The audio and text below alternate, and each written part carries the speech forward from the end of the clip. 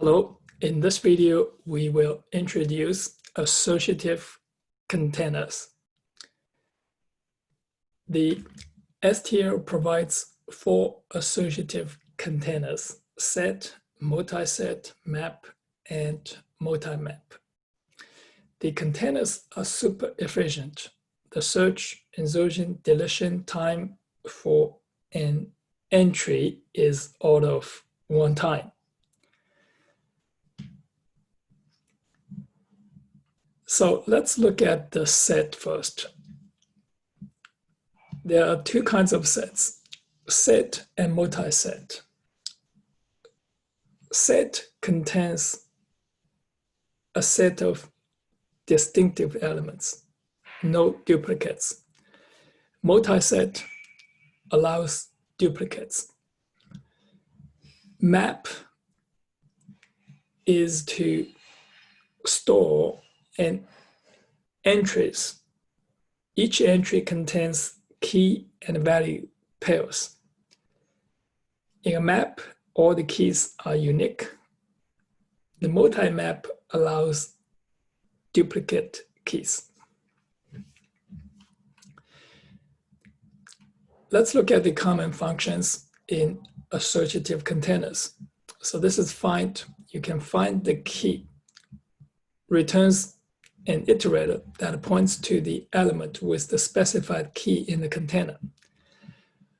Lower bound key returns an iterator that points to the first element with the specified key in the container. Upper bound key returns the iterator that points to the next element after the last element with the specified key in the container. Count key returns the number of occurrence of the key of the elements with the specified key in the container.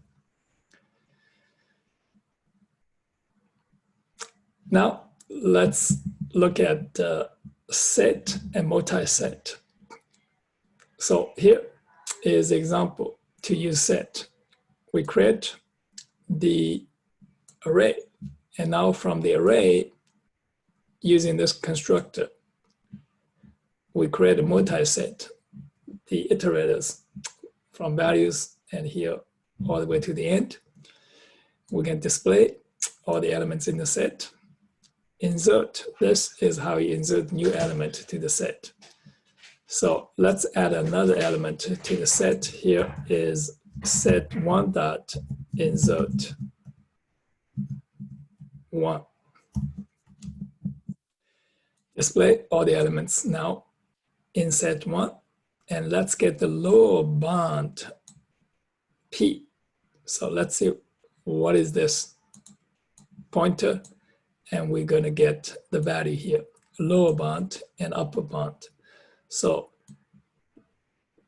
you can look at the output here, the lower bound of 2 in set 1 and the upper bound of 2 in set 1. So this is the element, the lower bound and the upper bound. So we have this. Lower bound is the returns an iterator that points to the first element with the specified key in the container. So that is here, is 2. So upper bound returns the iterator that points to the next element after the last element with the specified key. So that's upper bound. So now you see here, we're going to see find. We're going to do this find is set1 dot find, invoke this find p. If this p is equal to set1 dot end, it means it's not a find.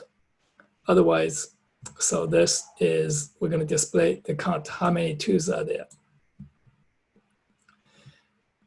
Now, the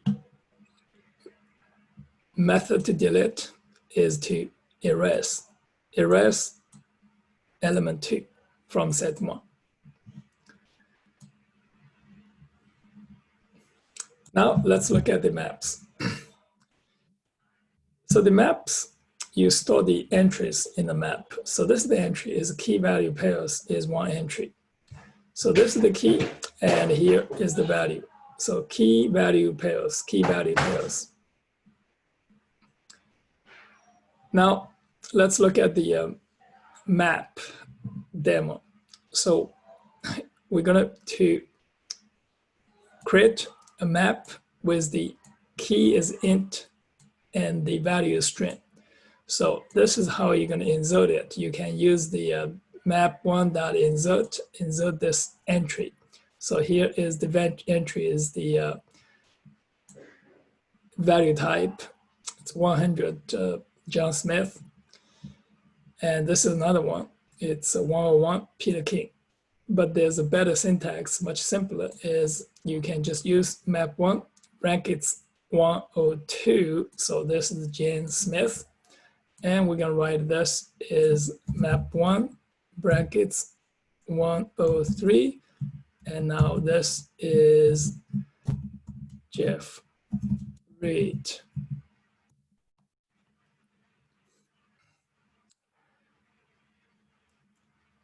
So now let's traverse the map and display all the entries. So this is the iterator. And now this is the begin and end. So here is piece first, and this is piece second.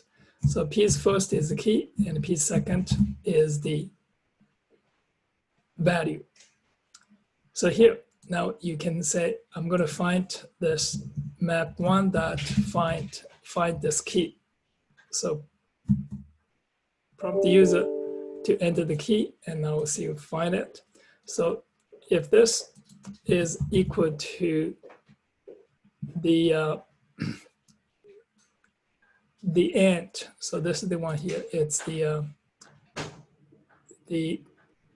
map1.end. So here's the font. So this is the map1.end, and that means it's not a font. Otherwise, it's font. We're going to display in the entries key and the value. So now we're going to delete one entry from the map and the using the key.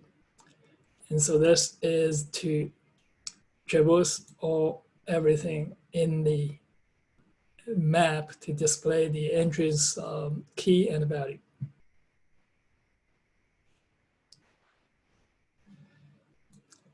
That is all for the associative containers.